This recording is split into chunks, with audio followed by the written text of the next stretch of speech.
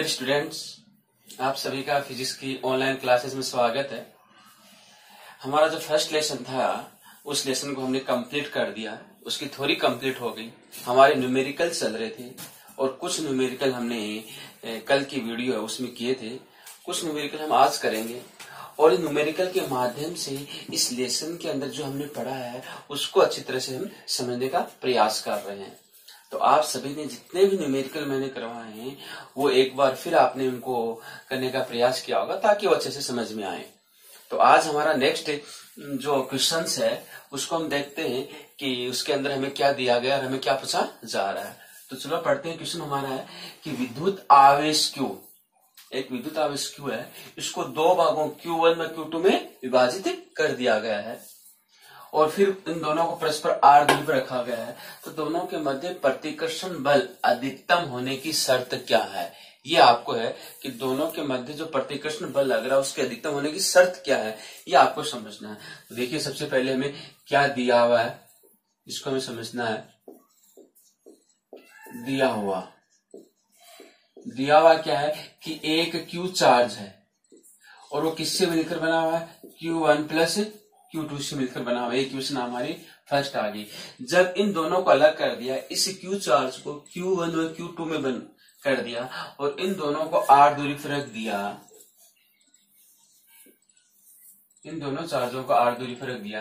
This is the Q1 and this is the Q2 और इन दोनों के मध्य की डिस्टेंस R है। तो इनके मध्य लगने वाला बल क्या होगा? तो दोनों आवेशों के मध्य लगने वाला बल, दोनों आवेशों के मध्य लगने वाला बल, और दोनों आवेशों के मध्य लगने वाला बल कितना आएगा? F बराबर आएगा K Q1। अब यहां से Q1 Q2 क्या है वो हमें समझना है। तो यहां से वैल्यू निकालें। इससे अगर मैं Q2 की वैल्यू निकालूं, Q2 इक्वल्स टू क्या आएगा? Q minus Q1। अगर यहां से Q2 की वैल्यू निकालेंगे तो कितना आएगा? Q minus Q1। तो ये हमारा सेकेंड इक्वेशन हो गया। तो यहां से हम इसकी वैल्यू रखेंगे तो K Q1 आ जाएगा एंड Q2 की वैल्यू हमारे पास है Q minus Q1 upon distance R square, upon distance R square. तो ये इन दोनों आवेशों के मध्य लगने वाला बल होगा, इन दोनों आवेशों के मध्य लगने वाला बल होगा। अब हमारा क्वेश्चन है वो क्या कर रहा है, इसमें ध्यान देना है कि उनके मध्य प्रतिकर्षण बल का अधिकतम मान क्या होगा, मैक्सिमम मान निकालना है। और हम जानते हैं कि जब भी मैक्सिमम पूछा जाता है तो उसका आप डेरिवेटिव कर दो, प्रथम डेरिवेटिव करो, फर्स्ट डेरिवेटिव करो और उसको 0 के बराबर करो। फर्स्ट डेरिवेटिव करो एंड उसको 0 के बराबर करो तो हमारे पास उस पर लगने वाले अधिकतम बल की शर्त आ जाएगी। तो शर्त लिखते हैं, अधिकतम बल की शर्त, अधिकतम बल की शर्त। और अधिकतम बल की शर्त क्या होगी कि dF अपॉन डी Q1 के रिस्पेक्ट, दोनों Q1 आ रहा है तो Q1 के रिस्पेक्ट करिए और किसके बराबर आना चाहिए? 0 के बराबर आना चाहिए। किसके बराबर आना चाहिए? आपका ये 0 के बराबर आना चाहिए। इसलिए डेरिवेटिव कीजिए d upon D Q1, F1 की वैल्यू यहां से रखो K Q1 Q minus Q1 upon R square equals to 0। ये 0 के इक्वल आना चाहिए। तो देखिए इसका डेरिवेटिव करते हैं। तो इसका डेरिवेटिव करें तो इसको सोल्व करो, d अपॉन डी क्यू, अंदर वाला है इसको ऐसे सोल्व कर लीजिए, K Q1 Q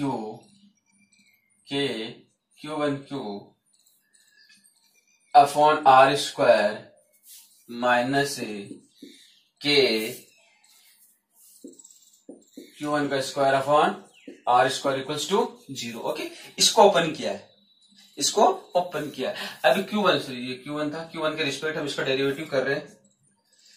यहाँ d अपॉन डी Q1 इसका करेंगे तो इसमें देखिए K Q और R स्क्वायर, वैसे अलग कर देता हूं मैं। तो K Q1 Q upon R square minus D upon D Q1 यहाँ पर आएगा के Q1 का square upon R square equals to क्या होगा, 0 होगा, इक्वल्स टू 0 हो गया। अब हमें इसका डेरिवेटिव करना है, Q1 के रिस्पेक्ट करना है, तो K Q upon R square क्या कांस्टेंट है, तो इसमें क्या आ जाएगा K Q upon R square constant होगा, और किसका करना है, D Q1 upon D Q1 के रिस्पेक्ट करेंगे तो ये तो 1 बन जाएगा, माइनस इसमें भी क्या आ जाएगा के अपॉन आर स्क्वायर कांस्टेंट आ जाएगा, के अपॉन आर स्क्वायर कांस्टेंट आ जाएगा, एंड इसका आप करेंगे डी अपॉन डी Q1 का स्क्वायर इक्वल्स टू 0, तो ये कितना आ जाएगा K Q upon R square, क्योंकि इसका 1 होता है, Q1 के रिस्पेक्ट Q1 का करें तो ये तो 1 आएगा, ये तो 1 आएगा, माइनस के upon R square, Q1 square का क्या होगा 2Q, कितना जाएगा 2Q1 equals to 0, equals to 0 आ गया है। यहां से इसको आप सोल्व करें, तो सोल्व करेंगे तो देखिए हमारे पास क्या आएगा, के Q अपॉन आर स्क्वायर और 2 के Q आर स्क्वायर हो गया, तो ये ट्वाइस हो गया और ये 1 हो गया, तो यहां से हमारे पास क्या आ जाएगा, इसको आप सोल्व करेंगे तो क्या हो जाएगा, minus K Q1 upon R square, minus K Q1 upon R square, okay sorry यहाँ ये चीज नहीं आ रही, क्योंकि Q1 यहाँ Q है, Q1 नहीं है, यहाँ पर Q1 है, ये क्यों नहीं, तो इन दोनों में कॉमन निकाल लेते हैं, देखो क्या कॉमन आएगा, के अपॉन आर स्क्वायर, के अपॉन आर स्क्वायर, यहाँ बचा Q, माइनस यहाँ क्या बच गया 2Q1 इक्वल्स टू 0, क्लियर, इसको उधर ले जाओगे तो 0 बन जाएगा, यानी Q minus 2Q1 equals to 0 आ जाएगा, तो इसको मैं ऊपर वाले को मिटा देता हूं और इसको सोल्व ऊपर करता हूं, इसको मिटा देता हूं, अभी क्वेश्चन लिख लिया होगा, क्वेश्चन मिटा देता हूं मैं, ऊपर लेके चलेंगे तो देखिए क्या होगा, यहां से करेंगे तो मेरे पास आ जाएगा Q minus 2Q1 equals to 0, equals to 0,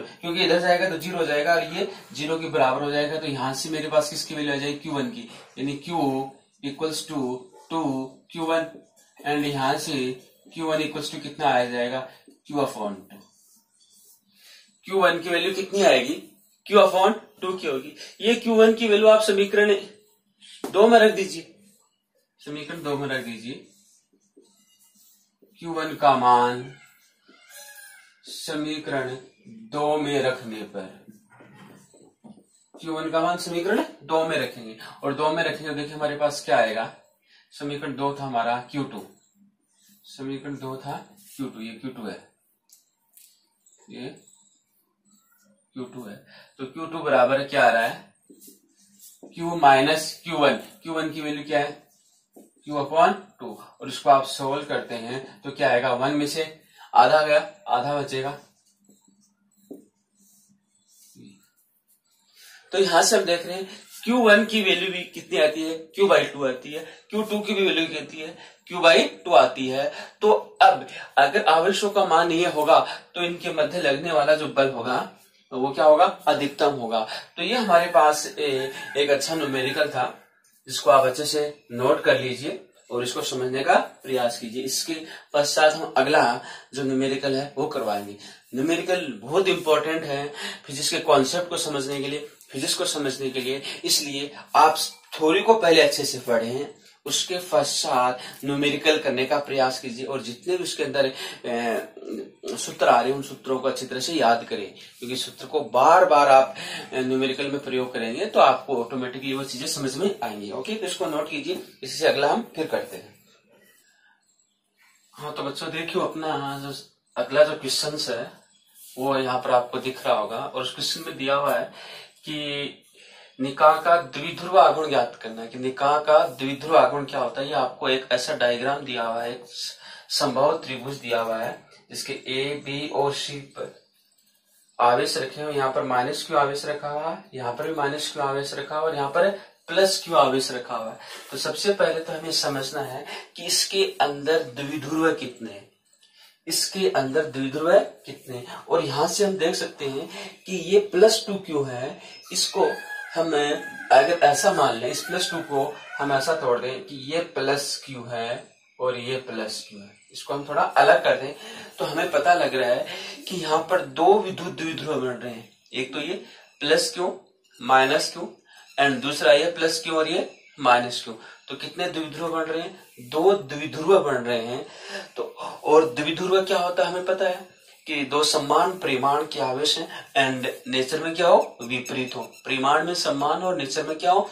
विपरीत हो। और जिनके मध्य की डिस्टेंस वेरी स्मॉल हो उसको हम विद्युत द्विध्रुव के नाम से जानते हैं। तो यहाँ से हमें पता लग रहा है कि यहाँ पर द्विध्रुव कितने बन रहे हैं?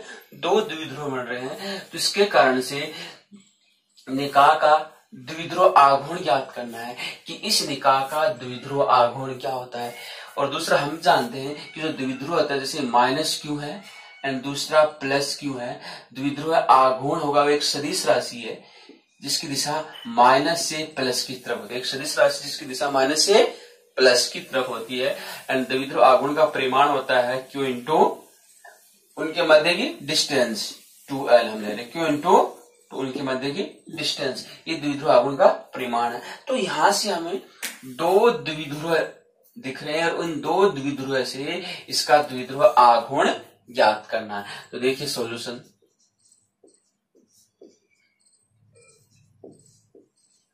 चित्र में दो विद्युत द्विध्रुव हैं, चित्र में दो विद्युत द्विध्रुव हैं। इसको हम द्विध्रुव 1 नाम दें और इसको द्विध्रुव हम 2 नाम दें। तो ध्यान दीजिए, द्विध्रुव BC के कारण द्विध्रुव आघूर्ण, देखिए द्विध्रुव BC के कारण द्विध्रुव आघूर्ण, BC के कारण द्विध्रुव आघूर्ण, ये BC है। तो द्विध्रुव आघूर्ण क्या होगा? इसको हम कह रहे हैं P1, इसको हम क्या कह रहे हैं? P1। तो P1 बराबर हमारे पास क्या आएगा? इनका आवेश, आवेश का परिमाण क्यों है? आवेश का परिमाण क्यों है? एंड डिस्टेंस कितनी है? A है। डिस्टेंस क्या है? A है। डायरेक्शन किस तरफ है? B से A की तरफ। डायरेक्शन किस तरफ है? B से A की तरफ, यानी BA दिशा में, क्योंकि डायरेक्शन इंपॉर्टेंट है। द्विध्रुव आघूर्ण एक सदिश राशि है और इसकी डायरेक्शन किस तरफ होगी? ये इसकी डायरेक्शन होगी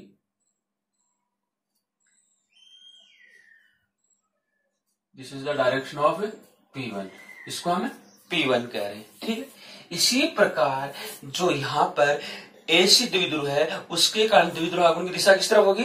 इस तरफ होगी, ये इसके कारण से होगी। इसको हम कह रहे हैं P2, ये हो जाएगा आपका P2। तो देखिए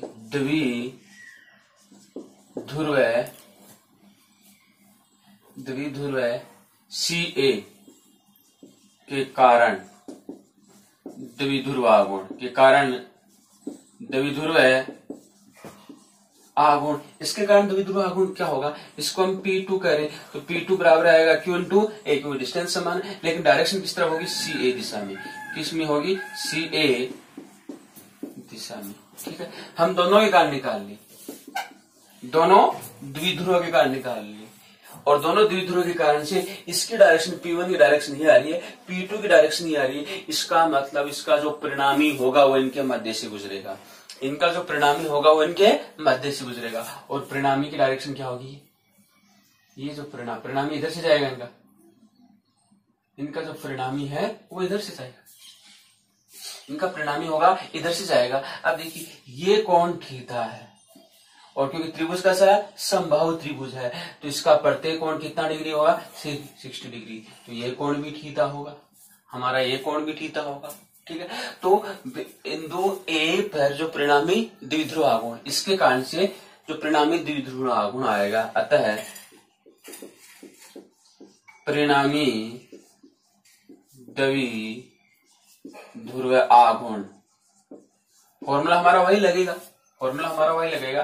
अगर दो सदिश हैं, एक सदिश ए है, दूसरा सदिश बी है, और दोनों सदिश थीटा कोण पर झुके हुए हैं, तो इनका जो परिणामी आर है, आर बराबर आएगा square root of A square plus B square plus 2ab cos थीटा। काफी इंपॉर्टेंट फॉर्मूला है, वो यहाँ पर अप्लाई होगा। तो यहाँ पर देखिए P आएगा, P का जो मैग्नीट्यूड आएगा स्क्वायर रूट ऑफ P1 का स्क्वायर प्लस P2 का square plus 2P1 P2 cos theta, 2P1 P2 cos theta. इनकी वैल्यू पुट करो तो P बराबर आएगा P1 P2 परिमाण इक्वल है, तो QA का स्क्वायर प्लस QA का square plus 2 QA and here cos theta, तो cos 60 डिग्री। अब देखिए cos 60 की वैल्यू कितनी आती है, cos 60 की वैल्यू कितनी होती है, 1/2 होती है। तो यहां से अगर वैल्यू निकालें P की, तो P बराबर कितना आएगा, P बराबर कितना है, इन सब से निकाल लो। तो यहां से अगर देखें तो QA ट्वाइस सेम है, तो ट्वाइस QA स्क्वायर प्लस इधर भी 2 QA स्क्वायर इंटू cos 60 की वैल्यू 1/2,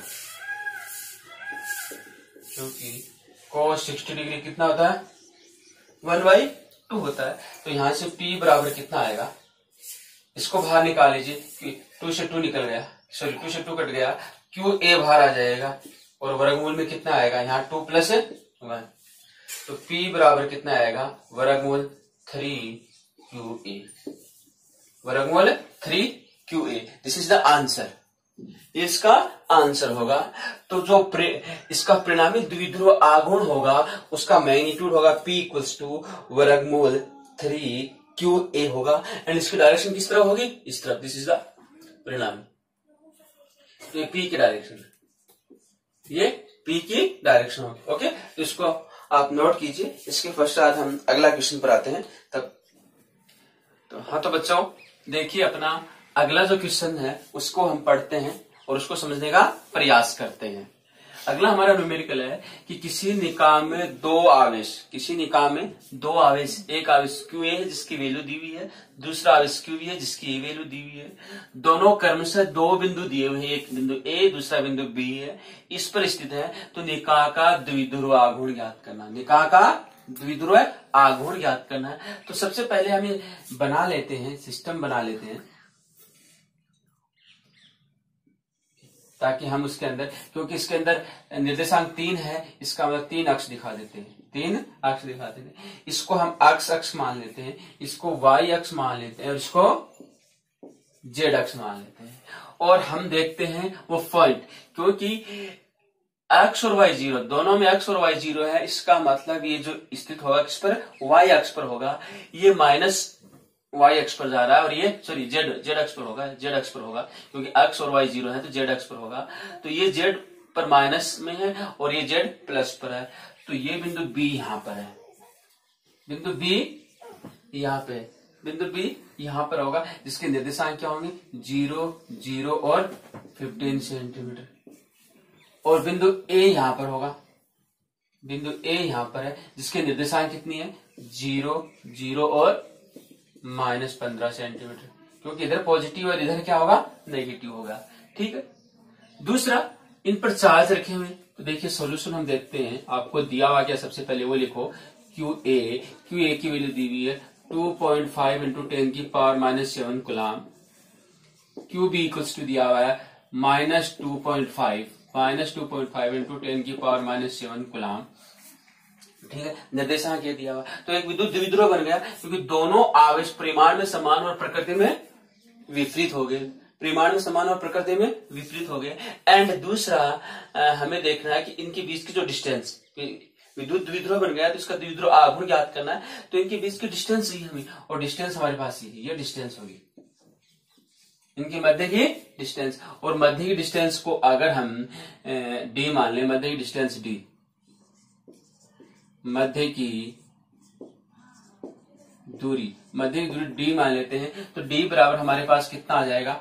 अब ध्यान रखना, यहां से यहां तक डिस्टेंस कितनी, यहां से यहां तक डिस्टेंस, यहां से यहां तक 15 सेंटीमीटर और यहां से यहां तक 15 सेंटीमीटर, टोटल कितना हो गया 30। डिस्टेंस कितनी होगी 15 centimetre plus 15 centimetre equals to 30 centimetre. और सेंटीमीटर को आप मीटर में कन्वर्ट करेंगे तो 30 इंटू 10 की पावर -2 मीटर। ध्यान रखिए ये यहां से यहां तक दूरी ले रहे हैं, दूरी है तो ये प्लस है और ये भी क्या होगी प्लस होगी। ये माइनस हमें ये बता रहा है कि ये पॉइंट यहां पर स्थित है, माइनस हमें ये बता रहा है कि ये पॉइंट इधर स्थित है, जबकि डिस्टेंस हमेशा पॉजिटिव होती है। तो ये डिस्टेंस पॉजिटिव लेंगे, ये पॉजिटिव लेंगे तो 15 प्लस 15 कितना हो गया 30 हो गया, तो 30 सेंटीमीटर आ गया। अब आप इसका द्विध्रुव आघूर्ण ज्ञात कर सकते हैं।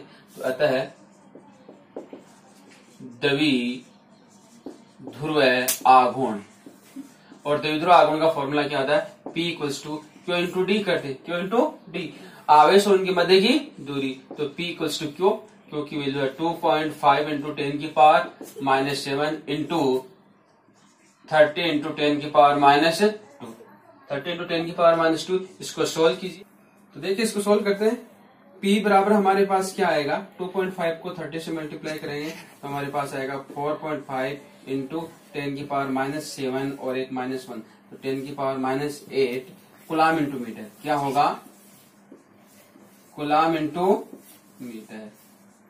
मात्रक जरूर लिखे क्योंकि द्विध्रुव आघूर्ण का मात्रक होता है कूलाम इंटू मीटर। तो ये हमारा सॉल्यूशन है, इसको आप अच्छे से नोट कर लीजिए। इसके पश्चात हम अगला जो न्यूमेरिकल है वो करवाएंगे।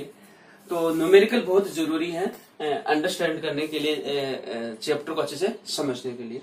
तो इसको नोट कीजिए, नेक्स्ट हम करवाते हैं। ओके हाँ, तो देखिए स्टूडेंट्स अपना अगला क्वेश्चन है 12 नंबर का है, उसको हम पढ़ते हैं, समझते हैं कि उसमें क्या दिया हुआ है कि दो बिंदु आवेश है Q1 तथा Q2 है के मध्य की दूरी 3 मीटर दी हुई है। इन आवेशों का योग 20 माइक्रोकूलाम दिया हुआ है। यदि एक आवेश दूसरे आवेश को 0.075 न्यूटन बल से प्रतिकर्षित करे तो दोनों आवेशों के मान ज्ञात करना है। यानी Q1 एंड Q2 की वैल्यू क्या होगी हमें ये ज्ञात करना है इसके अंदर। तो देखिए सॉल्यूशन सबसे पहले क्या दिया हुआ हम लिखते हैं।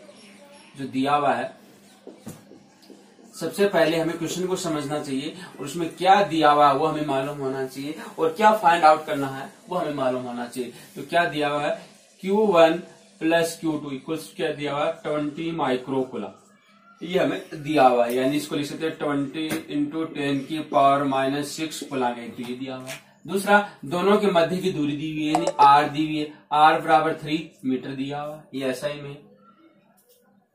बल दिया हुआ प्रतिकर्षण बल, इनके मध्य जो बल लग रहा है उसकी वैल्यू दी हुई है, F बराबर दिया हुआ 0.075 न्यूटन दिया हुआ है।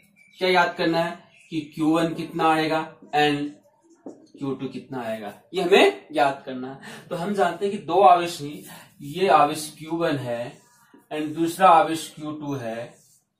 दोनों R डिस्टेंस, R बराबर यहाँ 3 मीटर है, इस पर रखे हुए हैं। तो इनके मध्य जो बल वर्क कर रहा है Fe वर्क कर रहा है वो 0.075 न्यूटन का वर्क कर रहा है। तो पहले इस बल की वैल्यू क्या होगी, आवेशों के मध्य बल, कूलाम का नियम लगेगा। तो आवेशों के मध्य बल, और बल का सूत्र क्या होता है F बराबर होता है K Q1 Q2 upon R square. F बराबर होगा K Q1 Q2 upon R square होगा। अब इसके अंदर वैल्यू पुट कर दीजिए, इसके अंदर वैल्यू पुट कर दीजिए। तो F की वैल्यू दी हुई है, F की वैल्यू कितनी दी हुई हमें पास 0.075 इक्वल्स टू K की वैल्यू हमें मालूम होती है, यानी K बराबर होता है 9 इंटू 10 की पावर 9 न्यूटन मीटर स्क्वायर पर कूलाम स्क्वायर, ये हमारे पास होता है। तो यहां लिख दीजिए 9 इंटू 10 की पावर 9। Q1 Q2 हमें ज्ञात करना है तो इंटू में आ जाएगा Q1 Q2 upon R square. R की वैल्यू हमें दी हुई कितनी 3 है, तो 3 का स्क्वायर, तो हम कर सकते हैं 3 का स्क्वायर हो गया।